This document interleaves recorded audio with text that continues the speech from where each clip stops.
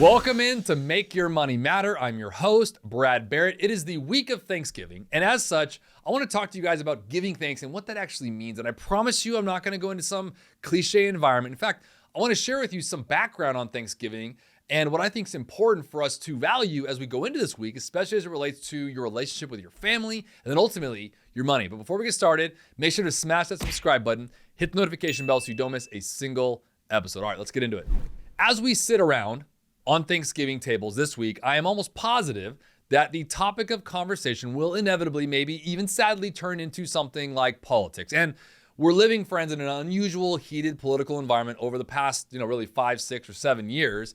And this vitriol, it's pretty much apparent everywhere on TV and the papers, and of course, at our dinner tables. And because the country seems so politically polarized and energized, I'm fairly certain that there will become some heated conversations for each of us. And I can just envision one side of the Thanksgiving table, maybe a Democrat, another a Republican. They're exchanging insults separated by really only the turkey and the stuffing, which, by the way, are basic ingredients for a great food fight. But here's what I want to share that I think is really important. I want to really hit the nail on this here because I think it's a one I want to drive home, okay? This is a divided America. This is nothing new, though. That's what I want to share. In fact, there have been periods where the chasm between America's political camps have actually been much wider, if you can believe that. And opponents were even actually more polarized. Yet despite that truth, today's polarization, I think to many of us, it seems hopeless, but it's not.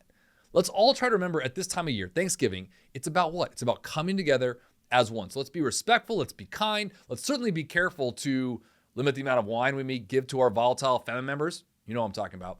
Anyways, having grown up in a family, with opinionated people, I know where I'm coming from when it comes to this about Thanksgiving. But Thanksgiving Day should be filled with family, good friends, plenty of food and cheer, celebrating our team, the American team, not necessarily the football teams. And I think our unique American values as one nation, indivisible. Let's not forget that the first Thanksgiving was celebrated in 1621. It began actually as a celebration of the autumn harvest, as they called it. And it was actually a very interesting story. So, the Pilgrims, many of you heard this before, but there's different variations of this, but this is the one that seems to be coming up as the most tried and true. The Pilgrims landed in 1620, and that first winter was, as you can probably imagine, brutal. I mean, a lot of people died from cold, from hunger. Food wasn't exactly plentiful, and shelter was obviously not the most important thing to them. So those who survived into the following year, 1621, were obviously pretty darn appreciative. And I think that the new settlers were helped a lot by the Wampanoag Indians, who were the main inhabitants of that region. So during the autumn harvest of 1621, the settlers and the Wampanoags came together, sharing their food and culinary skills in a day of celebration. And interestingly, there were roughly twice as many Wampanoags as there were settlers at this first Thanksgiving. And as legend has it, this is just a legend, they were all able to get along.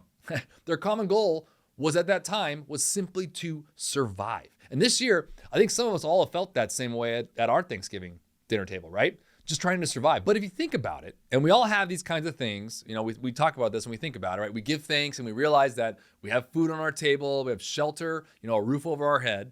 But in all seriousness, in 1621, things were harsh. I mean, life expectancy at that time was only about 35 years. So there was a lot less time to waste on like superficial nonsense. I mean, surviving simply just staying alive was the main goal. And for many, it was a lofty one. I mean, the odds weren't exactly that high that you would survive. But obviously, if you fast forward, let's go fast forward to like 2.5 centuries ago. It wasn't until 1863 that Thanksgiving was officially recognized as a national holiday. Now, if you look at that time period, our country at that time, 1863, we were in the middle of a civil war. It was deeply divided. In some ways, it's similar to today. And our president at the time, President Lincoln, seized upon that opportunity for a day of unity, all in an effort to bring a war-torn nation back together. I mean, the day was proclaimed an official national holiday and it actually remains such today, Thanksgiving, where we're celebrating it this week. And it's evolved into a day filled with turkeys and parades and football and kind of the all-American day, if you will. And of course, right or wrong, political discussions at dinner tables.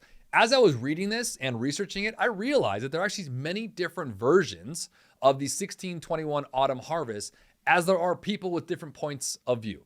Now, we're on YouTube and we see a lot of comments and we see a lot of views, and everyone's entitled to those things. And leave your comment. If you have different stories, you want to share experiences, this is where to do it. I mean, there's always a different version of some subjectivity that's out there. But although it's now almost like 400 plus years ago, there are some who actually attribute a far more nefarious accounts of those days' events. But I digress. The legend of Thanksgiving that carried forward to 1863, the President Lincoln version, painted it as a day of appreciation. And that's what I choose to look at when it comes to Thanksgiving. And I want to share that with all of you. I hope you're doing the same. I know it's a day that can be divisive and we've changed the name of it here and there, and it's just everyone has their own opinion, and that's fine. It's the country we live in. That's a beautiful thing. But if we all just look at it as a day of gratitude, a day of appreciation, a day of that embodies our innate, natural, God-given tendency to care for our fellow man, which we all share, both sides of the aisle share that, to care for someone else, right? To share, to come together as Americans, to all get along, to be respectful, even with those who we disagree. Today, I think it's easy to become disheartened about the great divide that separates America. I mean, the history of the United States and the direction in which the country has moved is defined really by our adherence to the idea of tolerance for other ideas that are actually memorialized, by the way, in the Declaration of Independence. The freedom to pursue happiness however you define happiness. Now, in the mid-1700s, bringing us to the economics and financial world, Adam Smith, who many of us know as a Scottish famous economist and philosopher, wrote about a cornerstone of societies that comprised of free people and free economies. And I think it's really important here to bring this together. Smith believed these societal structures must be free from coercion. Free societies are free from coercion. It's the only way they're possible, right? In fact, that's the only way they're truly actually free. Yet in the news, we've all been following recent stories everywhere about lack of freedom of opinion or the subjectivity of what that actually means to all those. And to be candid, I'm not entirely sure I fully understand how this relates to a lack of tolerance for others' opinions. If you're allowed an opinion, you got to let them have it. But when I was growing up, and I think many like you as a child, I was taught the basic model that many of us watching and listening were taught. I may not like what you have to say, but I will defend your right to say it. That's America to its core. And it was not only what we were taught, it was actually what defined us, right? I think us as Americans, peaceful disagreement, if you will, that's what it came down to. Now, although the initial 1621 Thanksgiving Day feast between the Wampanoags and the settlers predated the Declaration of Independence by more than a century, I think the values of Thanksgiving Day brought enlightened thinking, I think one step closer to the ideals that really would become the foundation of our great nation.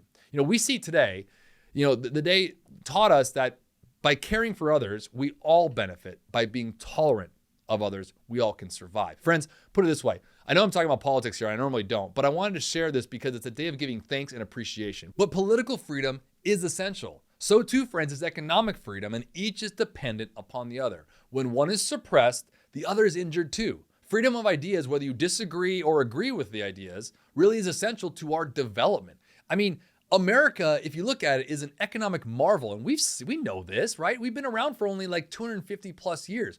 We're an economic marvel and a bastion of human opportunity because every citizen has the freedom to pursue their dreams, their ideas, and of course, their own definition of happiness. America has celebrated, I think, many Thanksgiving days where we had a deeply divided nation. Now, maybe this was part of President Lincoln's design for the holiday, especially given that every 4 years Thanksgiving arrives on the heels of a presidential election. So let me give you an example of something here that I wanted to bring it home today on. Do you remember a very close presidential election that divided the nation? I think I heard someone say 2020. And although that's a good example of an election that divided the nation, I was actually thinking of another one. Think of the 1960 presidential election. It was a very close contest, and I want to share some context with you today, okay? As a result of that election, America became a divided nation. Again, friends, this is not a new thing, being divided, okay? In the spring of 1960, the country fell into recession, brought really on by the poor economic climate of the late 1950s. And as history has taught us time and time again, presidential election results are largely determined by the country's economic climate at the time. Remember, it's the economy, stupid. Many people out here will remember that quote. I'll digress.